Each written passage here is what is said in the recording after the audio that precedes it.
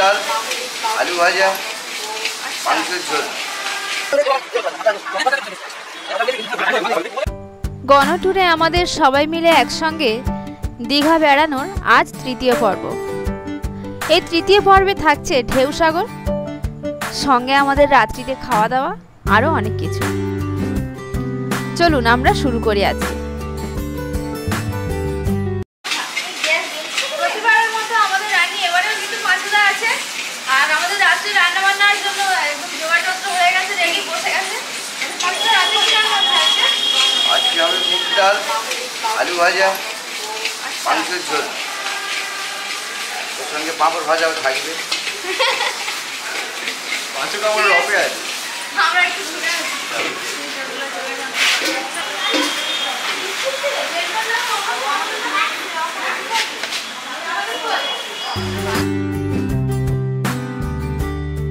Hotel থেকে বাইরে বেরিয়েই দেখি 2-1 ফোঁটা করে বৃষ্টি হচ্ছে।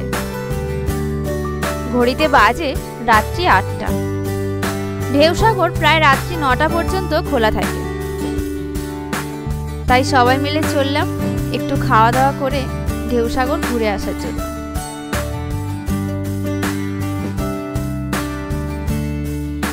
আমাদের হোটেলটা একদম এই গলিতেই, হেলিপ্যাডটা আছে তার ঠিক অপোজিটে, এই ভেতরে এই জায়গাটা, তার মুখে ফুচকা দোকান আছে। এখানে এখন এসেছি ফুচকা খাবো, খেয়ে তারপর ওইদিকে ঘুরতে যাবো। মিষ্টি নরম হয়ে গেলে যেমন হয়ে যায় না, ফুচকাটা নরম হয়ে গেছে। এটা যদি ভিতরে 100 ওয়াটের বাল্ব ঢোকানো থাকতো তাহলে এটা ঠিকঠাক থাকতো। বৃষ্টি হচ্ছে বাইরে, ঠিক আছে, সে বললো না আমি যাবো, চলো। আমরা এখন বেরিয়েছি, ফুচকাটা খেয়ে ঠিক মজা হলো না, নরম মতো। সত্যি নাইটি পরে বেরিয়েছি। ভুজিয়া রুজিয়া এইসব নিয়েছি। এখন আমরা যাবো ঢেউসাগর। ফোন করছি না নাকি? বললে তো ফোন করবি কেন? ফোন তো জাহাজের মতো একটা আছে ওরা।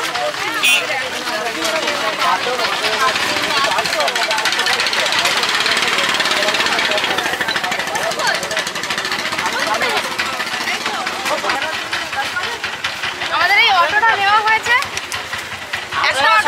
সবাই দেখে নাও। সবাই আসো, তুই ধারে বসিস না। সবাই দেখে নাও।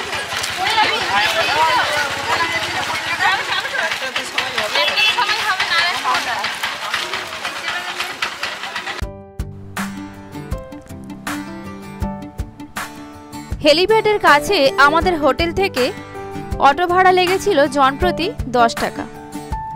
এখান থেকে ঢেউসাগরের দূরত্ব হলো প্রায় 5 মিনিটের মতো। 5 মিনিটের মধ্যেই আমরা পৌঁছে গেলাম ঢেউসাগর।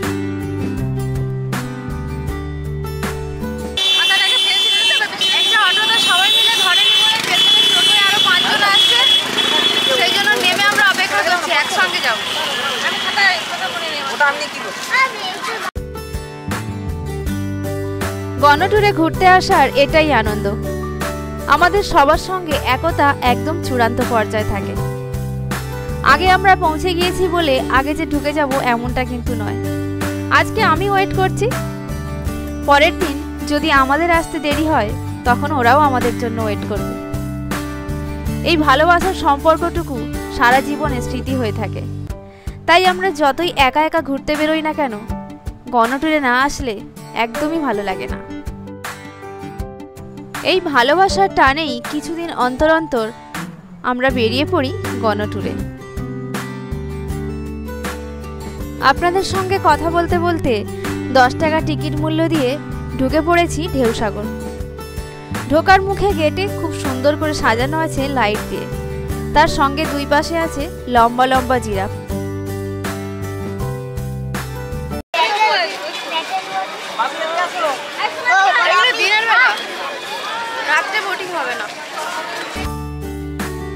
ঢেউসাগরে বোটিং এর ব্যবস্থা আছে, তবে রাত্রে যদিও বোটিং বন্ধ থাকে। এই সময় লাইট দিয়ে সজ্জিত এই নৌকাটি চড়তে পারেন, আশা করি মন্দ লাগবে না।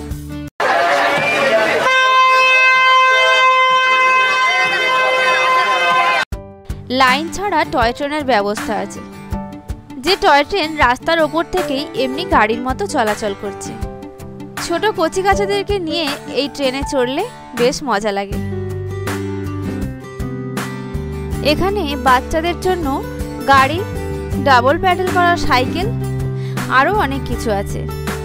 এক কথায় ঢেউসাগর পার্কে আসলে বেশ খানিকক্ষণ সময় হাতে নিয়ে আসতে হবে।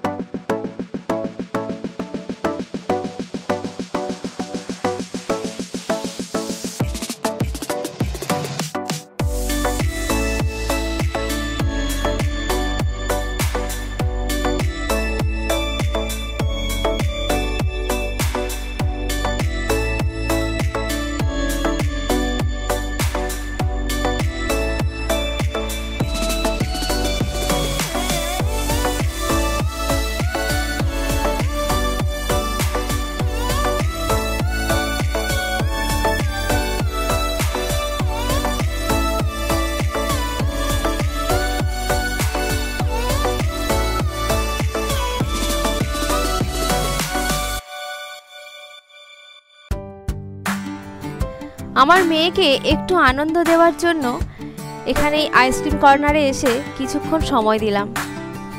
একটি আইসক্রিমের মূল্য নিয়েছিল 100 টাকা। মাঝে মধ্যে বাচ্চারা কনফিউজ হয়, কখনো আবার রেগে যায়, আর এই রাগ আনন্দের মুহূর্তগুলো বহুদিন থেকে যায়।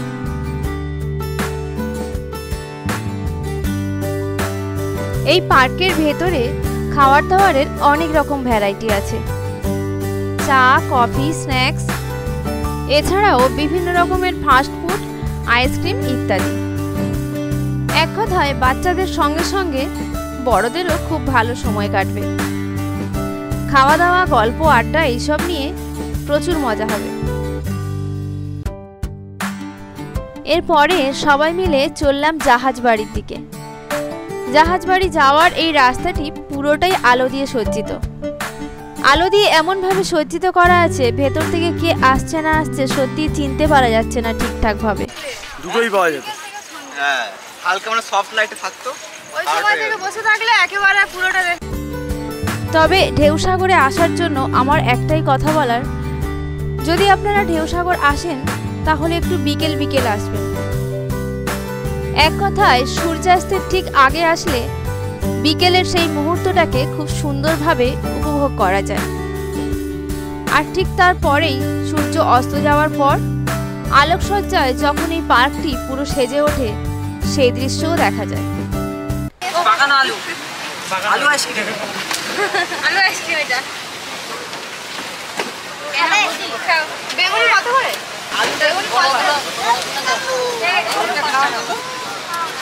অল্প।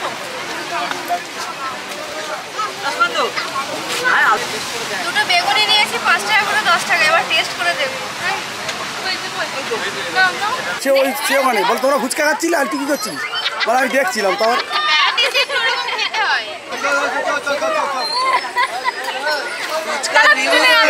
পাগল হয়ে যাবে। দুর্দান্ত, তোমরা খেয়েছিলে তো? হ্যাঁ, খুব ভালো না? এক জায়গাতে চাইতে সেরা জল নোনা মতো লাগছে, গন্ধ। ওই তো চলে এসছে। যাদের জন্য আমরা এতক্ষণ অপেক্ষা করছিলাম তারা না, দুজন ব্যাচেলারই হারিয়ে গিয়েছিল, ভাবা যায়? আমরা কোথায় সংসার টংসার নিয়ে গুলিয়ে যাবো না। আমাদের মধ্যে একজন নাইটি পরে আছে, সুপার না। ফটো তুলতে পারছে না, নাইটি পরে আছে। এই কত দুঃখ জানাচ্ছে আপনারা সামনে। নাইটি পরে আসার জন্য কোনো ছবি তুলতে পারছে না, খুব সমস্যা হচ্ছে। বাড়িতে গিয়ে অনেক কষ্ট। লোকাল স্থানীয় আমাদের গাইড করতে এসেছেন, সেই জন্য ওনার ড্রেস যে কোনো হলেই চলবে। তাহলে তো কোনো ব্যাপার না। হ্যাঁ, লোকালটা যে কোনো ড্রেস পরে এলেই চলো।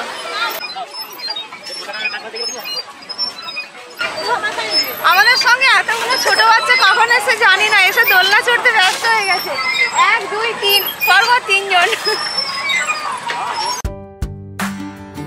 সুন্দর ঝাউ গাছের ভেতরে বাচ্চাদের দোলনার ব্যবস্থাও আছে।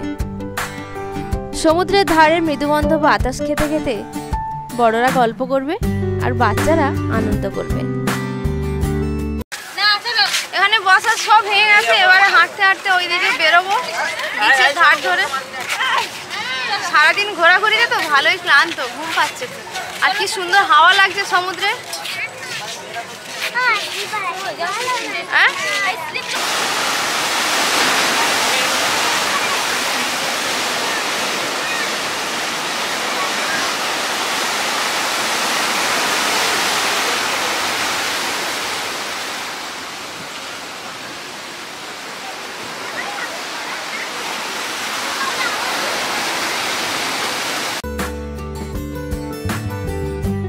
ঢেউসাগরের সামন থেকে ঢুকে পেছন থেকে বেরোনোর রাস্তা হলো এই বিচের ধার বরাবর।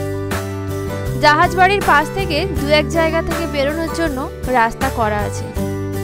তবে এই রাস্তাগুলি দিয়ে একবার যদি পার্ক থেকে বেরিয়ে আসেন আর কিন্তু ঢোকা যাবে না।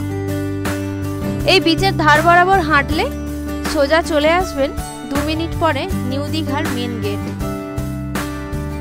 সেখান থেকে বসে খানিকক্ষণ সময় কাটিয়ে তারপর চলে যান আপনার গন্তব্যে। ঢেউসাগর থেকে বেরিয়ে আমরা এবার বিচের ধার ধরে মেরিন ড্রাইভ রোড ধরে যাচ্ছি একদম সিধা। আর সাইডে সমুদ্রের ঢেউ খুব সুন্দর হচ্ছে, ঢেউয়ের গতিবেগ আরও বাড়ছে পরপর, হাওয়া আছে সঙ্গে। রাত্রেবেলা সমুদ্রের সৌন্দর্যটা কিন্তু অন্যরকম, বসে বসে বেশ খানিকক্ষণ দেখলে তবে বুঝতে পারা যায়।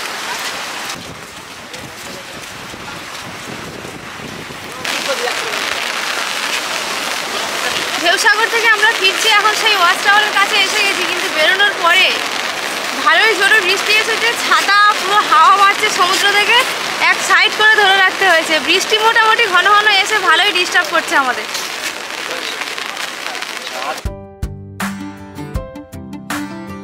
বৃষ্টি থামতেই চললাম হোটেলের দিকে। রাতটি ভালোই হয়েছে, এবার খাওয়া দাওয়ার পালা।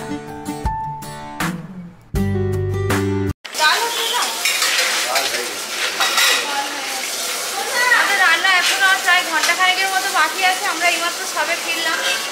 আর এদিকে ডালটা হয়েছে, ভাতটা হয়ে গেছে, মাংসটা হলেই ব্যাস কমপ্লিট।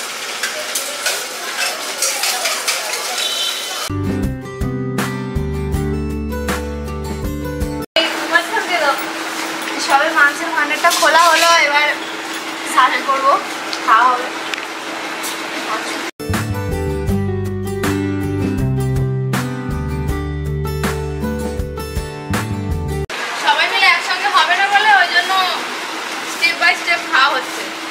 আমরা বাচ্চারা আগে খেয়ে নিচ্ছি, রান্নাটা ভালো টেস্ট হয়েছে।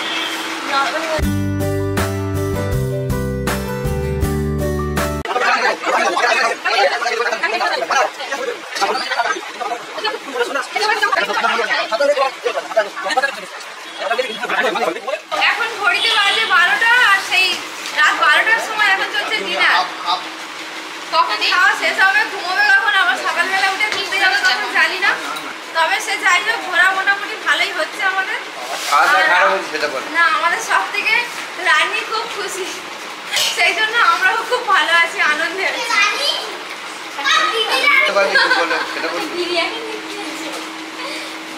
কালকে সকালে কি মাছ খাওয়া হবে? Good morning. আজ হলো দীঘাতে আমাদের শেষ দিন। আজ সকালবেলা উঠেই সবার সঙ্গে বৈঠক চলছে এখন দুপুরে রান্নাবান্না কি হবে, সেই ভিডিও নিয়ে ফিরছি পরের দিন। আপনারা সবাই খুব ভালো থাকবেন, সুস্থ থাকবেন, আর সব সময় মনের কথা শুনে চলবেন।